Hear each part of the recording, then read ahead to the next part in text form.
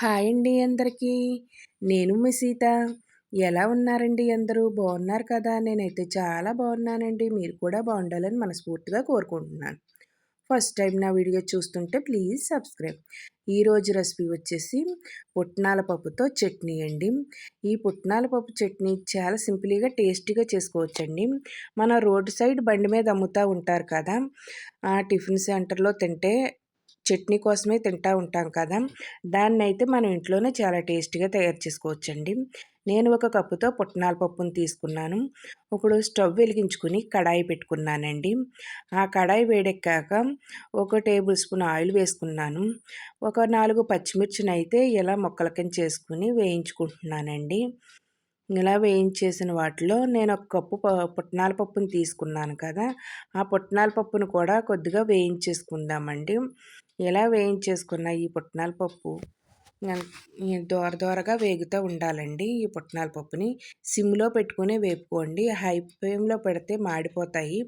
అలాగే ఒక 5-6 ఎల్లుల్లి రబ్బలు, అర టీ స్పూన్ జీలకర్ర, కొద్దిగా చింతపండు కూడా వేసుకుందామండి.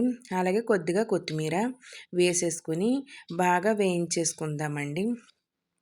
చింతపండు అన్నది చాలా తక్కువగా వేసుకోవాలండి. ఇలా వేసేసుకుని మొత్తం అంతా వేయించేసుకోవాలి. ఇలా వేగిన తర్వాత అయితే మనం స్టవ్ కట్టేసుకుని చల్లారిపోనివ్వాలండి. చల్లారిన తర్వాత అయితే ఒక మిక్సీ జార్ తీసుకుని ఆ మిక్సీ జార్లో మొత్తం అంతా ఈ పప్పునంతా వేసేసుకోవాలండి. వేపెట్టుకున్న ఈ పుట్నాల పప్పుని వేసేసుకోవాలి.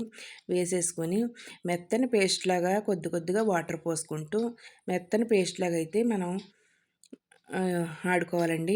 ఇప్పుడు ఇందులో అయితే రుచికి తగ్గ సాల్ట్ వేసుకుందాం. మనకి రుచికి తగ్గ సాల్ట్ అయితే వేసుకుందామండి. కొద్దిగా వాటర్ వేసుకుని ఆడేసుకుందామండి. మెత్తని పేస్ట్లా అయితే ఆడుకోవాలండి. మనకి వీలైనంత వరకు చాలా పేస్ట్లా అయితే ఆడుకోవాలి. చూసారు కదా, ఇంత మెత్తగా అయితే ఆడుకోవాలండి. ఇలా ఆడేసుకున్న దాన్ని అయితే ఇలా పక్కన పెట్టేసుకుందాం. పక్కన పెట్టుకుని ఇప్పుడైతే ఒక బౌల్ తీసుకుందామండి. బౌల్ తీసుకుని ఆ బౌల్లో అయితే వేసేసుకుందామండి. మనం ఆడుకున్న ఈ చట్నీని అయితే అలా తీసుకుని పక్కన పెట్టుకుని మిక్సీలో కొద్దిగా వాటర్ వేసుకుని ఆ వాటర్ను కూడా ఇందులో వేసేసుకొని పక్కన పెట్టుకుందామండి. ఇప్పుడు మళ్ళీ స్టవ్ వెలిగించుకుని అదే కడాయిలో కొద్దిగా ఆయిల్ వేసుకుందామండి. ఒక స్పూను శనగపప్పు, ఒక స్పూను మినప్పప్పు, 4-5 వెల్లుల్లి రబ్బలు దంచుకుని వేసుకోవాలండి.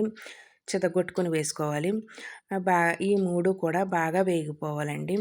సిమ్లో పెట్టే వేపుకోండి. అలాగే అర టీ స్పూన్ ఆవాలు, అర టీ స్పూన్ జీలకర్ర, ఒక 2 ఎండుమిర్చి ముక్కల కింద వేసుకోండి. అలాగే కరివేపాకు కొద్దిగా ఒక రబ్బ కరివేపాకును కూడా వేసుకోవాలండి. వేసుకుని బాగా వేయించేసుకోవాలండి. ఇలా వేగిన ఈ పోపునైతే ఈ ఈ చట్నీలు అయితే వేసేసుకుందామండి. చూసారు కదా, ఇప్పుడు ఈ చట్నీని అంతా కలిపేసుకుందాం. ఎంతో టేస్టీగా ఉండే ఈ పుట్నాల పప్పు చట్నీ అయితే రెడీ అయిపోయిందండి.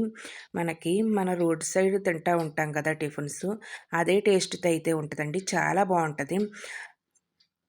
మనం ఈ టిఫిన్ కోసమే రోడ్ సైడ్ టిఫిన్లు అయితే తింటూ ఉంటాం కదా, ఈ చట్నీ కోసమే. ఈ చట్నీలు అంత బాగుంటాయండి. నా వీడియో నచ్చితే మీ ఫ్రెండ్స్ అండ్ ఫ్యామిలీ మెంబర్స్కి షేర్ చేయండి. ఈ వీడియో చూసి లైక్ చేయండి. ఈ రెసిపీని ట్రై చేసి నాకైతే కామెంట్లో చెప్పండి మీకైతే ఏ విధంగా వచ్చిందో. చూశారు కదా, టేస్టీ పుట్నాల పప్పు చట్నీ అయితే రెడీ అయిపోయిందండి. బాయ్ అండి. నెక్స్ట్ వీడియోలో కలుసుకుందాం.